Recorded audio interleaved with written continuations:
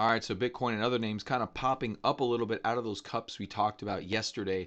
Some pretty good action overall in the market. It does feel like we could stay range bound, though. We'll talk about that in a little bit. We do have some coins we're going to talk about: Shiba Swap, Fetch AI, and Sushiswap. You see the symbols kind of above my head here. SHIB, FET, SUSHI. Pretty sure that's all their names. They like me saying the names. So I think we're in a good spot. I'm a little worried about volume, and I'm a little concerned if we lose volume, more volume as we go towards highs, we'll stall out. Okay, that's what I'm concerned with right now. So the way that these work is we're in a consolidations. Okay, not really considered a base, and a base is just a much bigger consolidation. That gives sellers ample time to sell. I'm not sure sellers have had an ample time to sell, so they could try to sell again. When you go range bound, you have buyers here and sellers here, and they just oscillate. They oscillate the buying and the selling pressure. It feels like a range bound market, but this is crypto. Anything can happen. So let's just stay agile.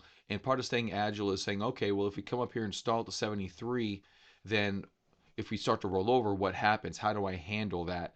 Um, it, Number one, if I were to answer that question for you, I would say it depends on how it rolls over. It depends. Everything depends. Everything on the right side of this chart is dependent on what just preceded it and what it's doing immediately. That is technical analysis, at least on the right side of the chart. You know what I mean? Where everything is brand new. So, and that's the tricky part, right?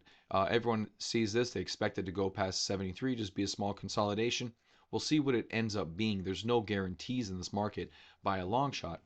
But I do like the breakout from the 67. We're going to come up here and poke against the 73, it looks like. If we stop shy of it and roll over, then it'll be a nice range bound market. I would actually prefer us to not go past the 73. I'd prefer us to stay under the 73. If it goes past the 73, it means that we have more aggressive sellers that want to sell this high. If they sell it before that, then it means the buyers likely have just stalled because buyers don't want to take it past 73 if they don't have to. They want to rather buy tokens at a lower price. So they'll stall the buying pressure, bring it down, and then you'll find the bottom of the range be respected. That would be the ideal scenario for this to play out for a little bit longer. And it's tricky from a volume perspective because it's not really solid volume. You can see we have days that are above average, days that are half of average volume, and it's just a little bit all over the place. So just be protected from both sides. I don't think we blast off. We obviously could. And if we do, let's talk about that for a second. If we do blast off, then we're on the run again, and then everything I said is null and void. Okay, and that's how price action works. You can't ever know what's going to happen. You can just kind of see possible futures, and we're getting close to a level where we could see the blast off. It would take another about 5%, and then boom, it could be off to the races. But volume has to be good. Ideally, there's breadth in multiple tokens moving, not just the ones I talk about, but your Ethereum's doing pretty good. Your BNB is doing okay. Maybe some shit coins like you got your Sushi Swap. I'm sorry, Shiba Swap doing okay, or Shiba Inu. Shiba Inu? I don't know. Whatever. Um, like this thing. Let's talk about these now. So Shiba, big uptrend, right? Huge uptrend. Been consolidating for a while. Now trying to change the trend with some higher lows and trying to do some higher highs here. Doing an okay job of it. It's not amazing, but volume on the 2 hour is okay. So we could start to see a move up. And even if this goes range bound, to the highs you're looking at about 48%, to the closes you're looking at 18%. So you have a good range for profit even if we don't explode up.